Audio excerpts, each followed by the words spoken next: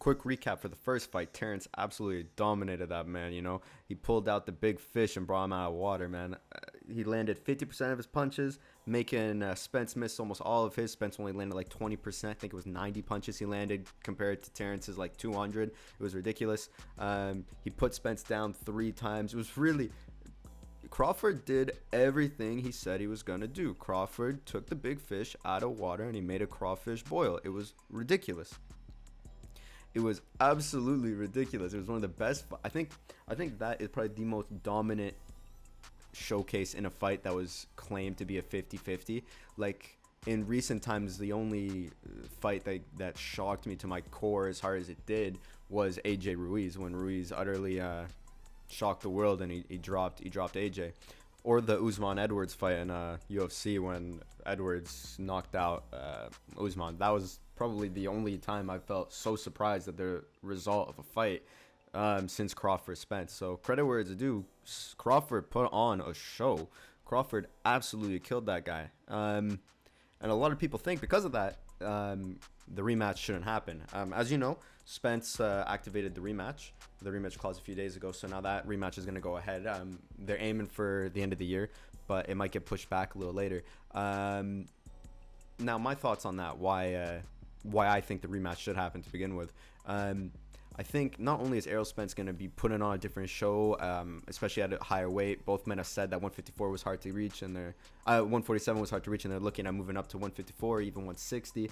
I think the weight will do something for both men. I mean, like, not only is Spence going to be better because he's not going to be as weight trained, which I'll get into in a little bit, but Crawford will also be better. And if you're a boxing fan, if you're a boxing purist, or if you're just even a casual that wants to see a beating, that's good for you. That's good to watch. If Crawford goes in and he puts on the same show as last time, you're going to see a great showcase of boxing. But my thoughts on this is I think boxing fans are a bit weird. Because this is boxing, end of the day. The sport needs rematches. You can't forget that Duran beat Sugar Ray Leonard really bad in their first fight. Then Sugar Ray made Duran quit in their second, in the rematch. For something even more recent, nobody wanted Wilder versus Fury 3 after the second fight. Fury beat him down. Everyone was convinced Wilder was going to get beat even worse in the third fight. And then guess what? We got one of the best heavyweight fights in the past decade. Now, look, I'm not saying Spence manages to beat Crawford in the second fight, but, I'm not a fan of people acting like rematches are always just set in stone, same thing will happen in contest. Or people scared for their favorite fighter. I have some Spence fans saying they don't want to see Spence get back in the ring because they're scared for his health, but it doesn't make any sense. If Spence is okay with getting back in the ring, then I'm not going to be wasting all my energy hoping that he doesn't. It doesn't make any sense. This is the fight business, is the hurt game. He signed up for a career that was to get beat and to beat other people, So he knew what he was signing up for when he got into this ring. I think the whole sentiment that a few other medias are saying that boxers should be retiring after a loss. They keep hounding them, like what they did with AJ when AJ lost. They were saying he needs to retire. He doesn't have that in him anymore. What they're doing with Spence now, saying that Spence doesn't have it anymore. He should retire. He was 28 wins with 22 knockouts before the fight. He lost to what everyone considers the pound for pound greatest fighter in the world, and people are asking for him to retire. It doesn't make any sense. Or saying that fighters should retire for the safety. I don't know. I think it's all lame. I think it's lame as fuck, man. I think it's so silly. This is the hurt business.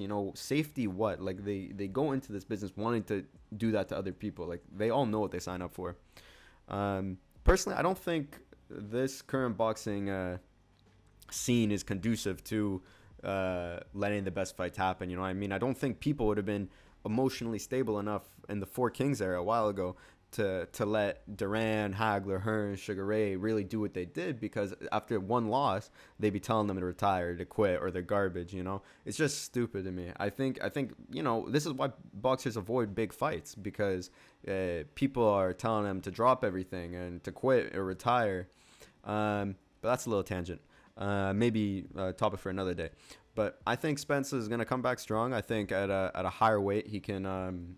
the thing is, the weight is not an excuse, because he signed the contract for 147, so he knew he had to make the weight. He knew this was the weight. Terrence had to make the same weight, so it's really not an excuse.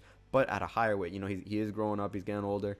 At a higher weight, it's more likely to believe that you're going to see the Spence that fought Ugas, or the one that fought Garcia. the one that actually throws an overwhelming amount of punches, the one that can move backwards. If you watch the fight, you'll see he doesn't have his legs under him anymore. He literally can't walk backwards. It's ridiculous. Something was clearly amiss. It's most likely due to the weight, or maybe an injury in camp, but most likely due to the weight. And again, like, look, that's not like it doesn't like it's not the reason he lost the fight. The reason he lost the fight was because Terrence was better for him. But if you move the fight up to 154, 160, you will see a healthier Spence. You're gonna see a healthier Crawford. It's a more interesting fight for me. To me, the key difference in the fight came down to the footwork. If you watch their feet, you notice that every time Errol steps in to punch Crawford, Crawford is already in position to move laterally or return his own counter shots. Spence had no answer for it. Derek James had no answer for it. Now, there have been some rumors circulating around the scene that Errol Spence is thinking about splitting with Derek James, and this can be fabricated because Derek James added so many people to his gym. I mean, he's got Charlo, he's got Anthony Joshua, Frank Martin. Recently, he even got Ryan Garcia. But I was looking into the rumor and I didn't see anything credible about it. It just seems like noise. And besides, even if he was to get a new trainer at this point, I don't think it's going to do much. The rumors said it was going to be Calvin Ford or Roy Jones Jr., but to be honest, I don't think Roy Jones can coach or train a top-level boxer at this level. We saw with Eubank Jr. that when he was underneath Roy, he was just trying to imitate Roy Jones' style, and that was never going to work out for him. He got chinned, and when he went with Bomac, funnily enough, you saw he was a completely different fighter immediately. But I don't really know how much that is to do with Bomac being a great trainer or Roy Jones just giving Eubank Jr. a terrible game plan. And with Calvin Ford's also a great trainer, but Gervonta has these two dynamites in his hands, and his IQ alone is already immense.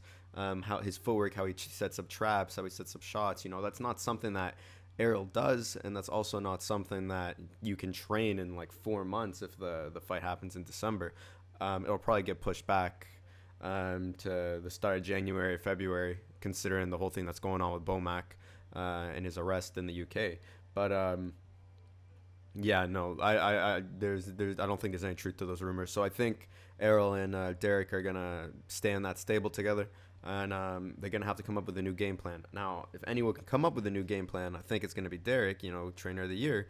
But you have to wait and see. This could be the downfall of Derek James too. I mean, AJ has a risky fight with Wilder, and then Charlo's almost certainly gonna get dropped by Canelo. Frank Martin is most certainly not going to win a decision against Shakur Stevenson. That fight just got announced as well. So this could be a very bad year for Derek James, but needless to say. And odds are Spence is not going to be beating Crawford in the rematch. But at what point does it matter? Like, everybody, like, who cares if Spence gets knocked out again? That's my question. Like, is it the best fight in the world? What other fights are there out for Crawford right now? Like, if he did that to Spence, he's gonna do it even worse to Charlo, and then Crawford might move up to 168 to fight Canelo. That's a freak show fight. As good as Crawford is, jumping up 2 weight classes to fight already arguably the best 168 pounder in the division, like Crawford will be on the receiving end of that kind of beating too. So I don't know. I don't think it's such a big deal for this rematch to be happening. Before the fight happened, everyone was saying it was a 50-50, Terrence Crawford, Errol Spence Jr. are 2 top dogs of the 147-pound division. And now, just because Errol Spence got his ass beat, that there's no hope for Errol Spence Jr., like you're going to disregard everything else that he's accomplished, that he's shown. I mean, I feel like if anyone deserves a second shot, it's the guy who fought to make this fight happen in the first place, who threw away everything to make this fight happen in the first place, and a guy who clawed for all those belts to make this an undisputed in the first place. Terrence only had 1. Errol Spence fought every champion he could to get all 3 to make that undisputed fight. So I think if anybody deserves a rematch, it's going to be Spence. And again, if this is going to be at a higher weight class, that's been rumored at 154 or even 160, could even, if you're going crazy, maybe 168. Crawford wants to acclimatize to that weight before he gets into his fight with Canelo. It could be completely different. Now, look, I don't want to say that the weight was the reason Spence lost, because Spence is a grown man. He signed the contract, and he knew he had to cut down to 147. This is all things that Spence had to do. He signed the contract. He knew it was going in. So those aren't excuses for losing the fight. Weight was not the reason he lost that fight, because Terrence had to make that weight too. But at the same time, you're lying to yourself if you think that Spence is the same Spence that fought at 147 for those other 3 belts. That was a completely different dead man walking. His eyes are caved in. He looks super skinny, like too dried up. He didn't look healthy, man. He was so slow, lethargic, was talking slow. Like he would. There's news that's out there that he was drying himself up in saunas for like 2 weeks before the fight. Every day he was in a sauna. He was starving himself just to make the weight. And look, once again, I have to stress this because a lot of people think it's an excuse for Spence. But Spence signed that contract. He knew he was going to have to do that to get to 147, so it's his fault for signing that contract. However, like I'm saying, at a higher weight class, he's not going to need to kill himself to get to that weight anymore. It could be a much different fight. You're going to see the Spence that we all know in there. So I think honestly at a higher weight class, rarely do I think moving up in a weight class really changes much. Like for example, I think Bivol, if he goes down to 168 to fight Canelo, he's still going to beat Canelo. But in this instance, just because of how dead Spence Jr. was, and everybody noticed it. I mean, Ugas came out in an interview recently and said the same thing. That wasn't the same Spence. Mayweather saying that Spence shouldn't be fighting at 147. He even thinks 154 is too small for him. But yeah, I think at the new weight, it'll be a really interesting fight. And again, I think if anyone deserves the rematch, it's Spence. I think Spence is a dog. Spence is a fighter. Spence has been through it. I think he's gonna want to get that. He's gonna want to get that back. Again, though, there's a lot of things that he's gonna need to work on. Like that footwork needs to change. The game plan needs to change. Derek James needs to be more adaptive to what Crawford brings. I mean, in the first fight, Derek James just said, just do it harder, just do it harder, just do it harder. Like that doesn't make any sense. That was terrible advice. That was terrible advice by James, but I do think they can come back. Call me crazy, but I've seen how Spence fights before. In those other fights, this was not the same Spence. I don't think even if Spence loses in the rematch, I don't think it's gonna be in the same way. I think it'll probably be a UD, or at least Spence is gonna throw some punches. Like Spence was dead there, his output was dropped completely. Like it just wasn't the Spence we know. So those are my thoughts. But yeah, that's about it for me. That's all I really think about the rematch for now.